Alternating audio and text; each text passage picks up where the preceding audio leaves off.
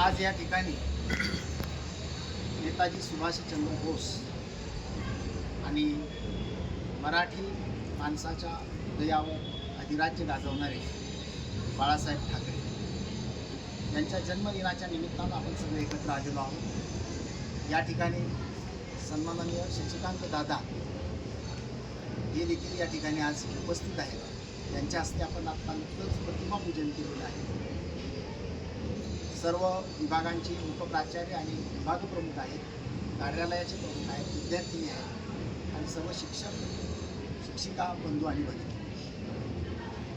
या भारताच्या एकूण इतिहासामध्ये अशी काही व्यक्तिमत्व आहे, असे काही आयकॉन आहेत, त्यांचं एक स्वतःचं एक स्वतंत्र असं दालन आहे, एक स्वतंत्र असा टप्पा आहे, एक स्वतंत्र असं क्षेत्र आहे।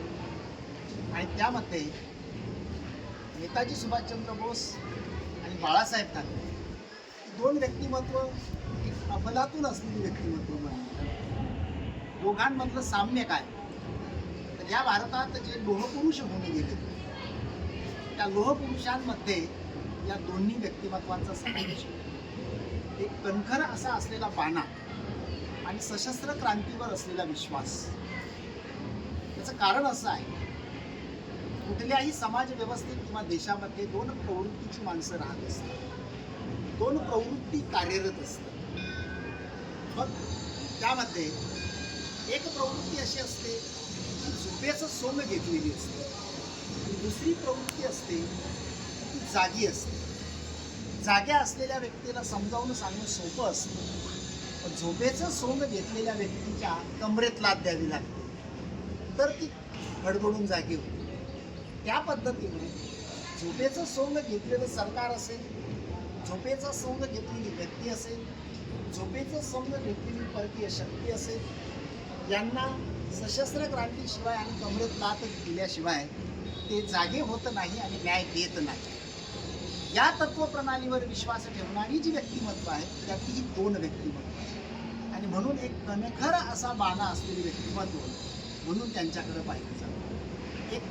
एकाचं कार्य हे स्वातंत्र्यपूर्व काळातलं आणि एकाचं कार्य हे स्वातंत्र्योत्तर काळात, पण अविराट जनतेच्या मनावर अधिराज्य गाजवलेली ही व्यक्ती आणि अशा ह्या व्यक्तिमत्वाचं या भारताच्या स्वातंत्र्य लढ्यातलं योगदान आणि संयुक्त महाराष्ट्राच्या चळवळीतलं योगदान, मुंबईचं जे एक वेगळंपण, मुंबई जी महाराष्ट्राला जोडली गेलेली आहे संयुक्त महाराष्ट्राच्या चळवळीत, तिचं संरक्षण करायचं काम ज्या एका व्यक्तीच्या फक्त शब्दांनी आजपर्यंत केलेलं आहे, तिच्या अदृश्य छायेत सुद्धा ती मुंबई फक्त त्या एका नावाखाली हलते आणि डोलते, असं ही व्यक्तिमत्व। आणि मग राष्ट्रभक्तीच्या दृष्टीनं असेल, देशभक्तीच्या दृष्टीनं असेल किंवा भाषाप्रेमाच्या दृष्टीनं असेल, अशी ही व्यक्तिमत्व जी आपल्याला नेहमी प्रेरणादायी ठरलेली आहे।